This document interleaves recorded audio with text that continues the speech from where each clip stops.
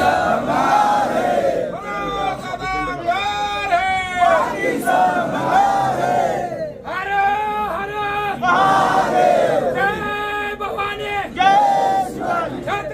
शिवाजी महाराज की जय, छत्रपती संभाजी महाराज की जय।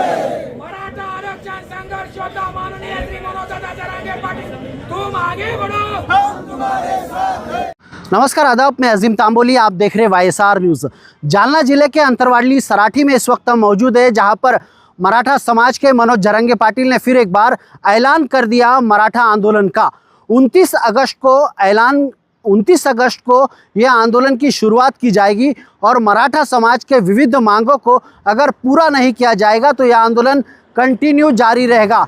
मराठा समाज का ये आखिरी आंदोलन रहेगा, इस तरह की घोषणा भी आज उन्होंने मंच से दी। आइए जानते हैं मनोज जरांगे पाटिल ने क्या कुछ कहा। हैदराबाद गॅजेटचा GR काढला, त्यानुसार प्रमाणपत्र वाटप केले जात नाही, व्हॅलिडिटी दिल्या जातात। 58 लाख नोंदी सापडल्या, त्याचे कोणते प्रमाणपत्र देत नाही।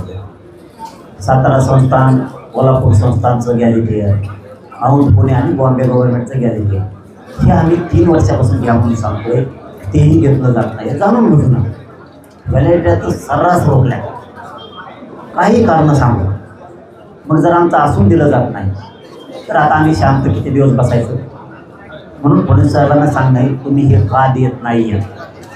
का तुम्ही गुन्हे मागं घेतले नाही? का तुम्ही EWच्या SBCच्या पोरांचा वापर केला? का तुम्ही OBCचा GR काढला मराठ्यांसाठी, सगळ्यांना सोयी सवलतीचा, तरीही तुम्ही त्या का लागू केल्या नाहीत? सारथीपासून महामंडळाच्या सगळ्या योजना कायमस्वरूपी बंद आहे। पंजाबराव देशमुखांची योजना बंद, पोरांना हॉस्टेल नाही आहे, पोरांना परराज्यातल्या शिक्षणासाठी कुठल्या सुविधा नाही आहे। फक्त सांगायचं आणि GR काढायचं। मग आता 3 वर्ष ऐकलं, आता मी ऐकत नाही। हे शेवटचं आंदोलन होणार आणि राज्यातल्या मराठ्यांना आव्हान केलं आहे की घराघरातल्या मराठ्यांनी आंदोलनाच्या तयारीला लागायचं। आंदोलन शांततेत होणार। 29 ऑगस्टला 28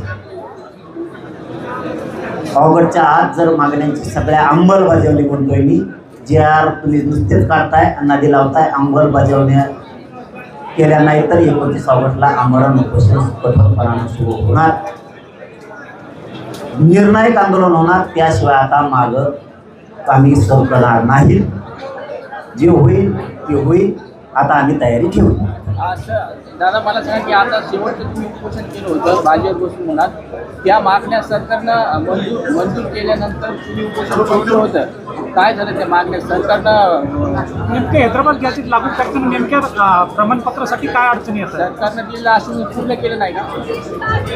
प्रत्येक वेळेस समाजाच्या हितासाठी आम्ही विश्वास प्रत्येक आता त्यांनी OBCचा GR काढला, हैदराबादचा GR काढला, प्रमाणपत्र काही प्रमाणात वाटप केले, आता लगेच बंद झाले पूर्ण। अधिकारी सांगतायत सरकारकडून आम्हाला शासन निर्णय आणि नियमावली दिली नाही, नीटनेटकी SOP दिली नाही, व्हॅलिडिटी आपण व्हायना प्रमाणपत्र पडले। मग आता थांबणार किती? मी त्याच वेळेस सांगितलं होतं, तुम्ही सगळे पत्रकार बांधव साक्षी आहे, माझ्या वरती 29 ऑगस्टला शेवटचं आंदोलन करायची वेळ येऊ देऊ नका। त्याच्यानंतर मी आता 2 महिने वाट बघितली, जैसे थे म्हणून मी त्याच दिवशी सांगितलं होतं शेवटचं आंदोलन करण्याची वेळ येऊ देऊ नका 29 ऑगस्ट। म्हणून मी आज 29 जुलैला घोषणा केली। माझ्यासाठी माझं समाज महत्त्वाचं, 100% मी पूर्ण घेणार आहे, पूर्ण काही ठेवणार। व्हॅलिडिटी सगळ्या पाहिजेत, कुणबी प्रमाणपत्र सगळे पाहिजेत, टोटल हैदराबाद गॅजेटियरचे सगळे GR अंमलबजावणीसह पाहिजे। आणि जे OBCला वंशावळी आहे, ज्या OBCला नियम आहेत व्हॅलिडिटीसाठी, त्याचप्रमाणे करा ना। आम्हाला वेगळे कसं काय की याचा नाकात नाही, त्याच्या नात्यातलाच नाही, तुमची वंशावळ जुळत नाही। ज्या माणसाला कोणते प्रमाणपत्र घ्यायचंय त्याचीच वंशावळ घ्यायची। सरकार या दरम्यान संपर्क साधेल का 29 ऑगस्टपर्यंत? आता सरकार संपर्क साधेल का नाही हे मला माहिती, आम्ही आंदोलन सुरू करणार आहे. मराठा समाजाला पण सांगितलं, ज्यांचे प्रश्न आहेत, ज्यांचे कुणबी प्रमाणपत्र दिले नाहीत, व्हॅलिडिटी दिल्या नाहीत, त्यांनी अर्ज घेऊन तया बलिदान गेलेल्या कुटुंबापासून केसेस पासूनच्या सगळ्या पोरांना बोलवलंय, EWच्या पोरांना बोलवलंय, MPCच्या पोरांना बोलवलंय, महामंडळाचे सारथीच्या कोणाला योजना मिळाल्या नाहीत, परतावे मिळालेले त्या सुद्धा पोरांनी या. ECBCच्या कोणत्या पोरांच्या निवडी झाल्यात त्यांना नियुक्त्या दिल्या नाहीत, त्यांनी पण या. 28 ऑगस्टला सोक्षमोक्ष समोर करायचा. सरकारने या लोकांना कुणबी प्रमाणपत्र दिले नाहीत, यांना व्हॅलिडिटी दिल्या नाहीत, हे समक्ष दाखवणार आहेत. आम्ही सरकार बोलायला जागा नाही ठेवणार. सरकार खोटं बोलतं, व्हॅलिडिटीला ठेवल्या नाही म्हणतो, पेंडिंगच नाही असं म्हणतं, पेंडन्सी नाही असा फडणवीसांचा म्हणणं आहे. पेंडन्सी नाही, अधिकारी चुकीचा आकडा देत आहे. परत हैदराबाद गॅझेटनुसार अर्ज नाही, एकही पेंडन्सी नाही असं फडणवीस साहेब म्हणतात. आम्ही 28 ऑगस्टला तुम्हाला दाखवू, आहेत का नाही. आजच्या बैठकीमध्ये देवेंद्र फडणवीस तुमच्या टार्गेटवर राहिले भाषणामध्ये, काय नेमकं कारण आहे? मी फडणवीस साहेब टार्गेटवर राहील, टार्गेट केलंच नाही, का देत नाही ही प्रश्न विचार. त्याचं उत्तर त्यांनी द्यावं इथं येऊन. आम्ही विखे पाटलांना लाड बोल विचारलं, फडणवीस साहेब हे का देत नाहीत. टार्गेट केलं नाही, 29च्या नंतर होऊ शकते. 29 ऑगस्टच्या नंतर मी मग कोणाला सोडणार. सरकारला इशारा काय असणार आहे आज? 28 ऑगस्टच्या आत सगळ्या मागण्यांची अंमलबजावणी करायची. जर केली नाही तर 29 ऑगस्टला भयंकर मोठं आंदोलन उभं राहणार आहे. राज्यातले मराठी पुन्हा एकवटणार आहेत. पण आता घेतल्याशिवाय आम्ही माघारी जाणार नाही. सरकारनं दिलेलं आश्वासन पाळलं नाही किंवा मग सरकार बदलले असं तुम्हाला वाटते? मला वाटतं सरकार आणि अधिकारी काहीतरी मराठ्यांशी खोटा डाव खेळले. त्यांनी जे आर काढले. काही कुणबी प्रमाणपत्र वाटप गॅझेटनुसार झाले तर झाले. काही अधिकारी व्हॅलिडिटी देत नाहीत, प्रमाणपत्र देत नाहीत. अधिकारी ढकले ते सरकारवर, सरकार त्या अधिकाऱ्यावर.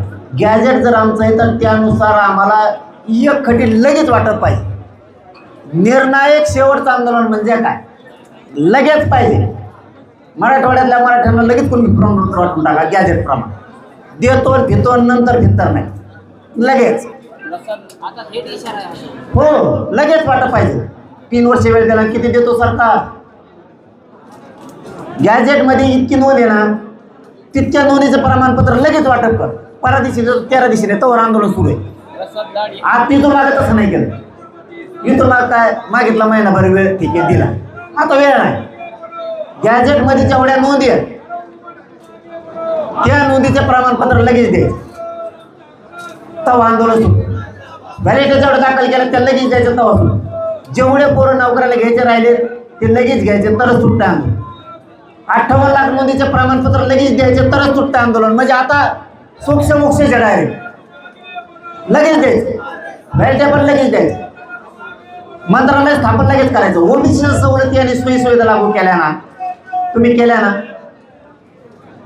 त्या लगेच त्याची अंमलबजावणी करून पोरांना त्याचे बेनिफिट झाले पाहिजे. करतो लागू होईल ते जमणार. जेवढे विषय 23-24 या 24 विषयाचा कायमचा तुकडा इथंच बसून काढायचा. आंदोलन सुटल्यावर नाही, उपोषण सुटल्यावर नाही, त्याशिवाय सुटत नाही. इतकी टोकाची भूमिका आता आम्ही समाजाने शेवटची घेतली आणि 1 महिन्यात आम्ही पूर्ण मिळवणार. आणि कसं देत नाही त्यांनी बघ. 29 तारखेला सरकार मराठ्याच्या दरबारात येईल का? सरकारने आता मुख्यमंत्री 2 उपमुख्यमंत्री यायचंय का नाही, आंदोलनाची दखल घ्यायची का नाही ते त्यांनी ठरवायचं. मराठे बघणार आहेत. नाही आल्यावर खरोखर मराठ्यांना फसवतच होते.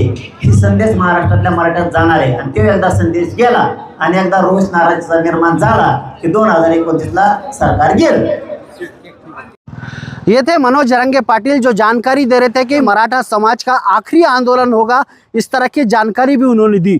29 अगस्त को यह आंदोलन की शुरुआत की जाएगी, यानी कि ठीक 1 महीने बाद अंतरवाली सराठी में फिर एक बार आंदोलन किया जाएगा। आप देख रहे थे YSR न्यूज़ में अजीम तांबोली, अंतरवाली सराठी।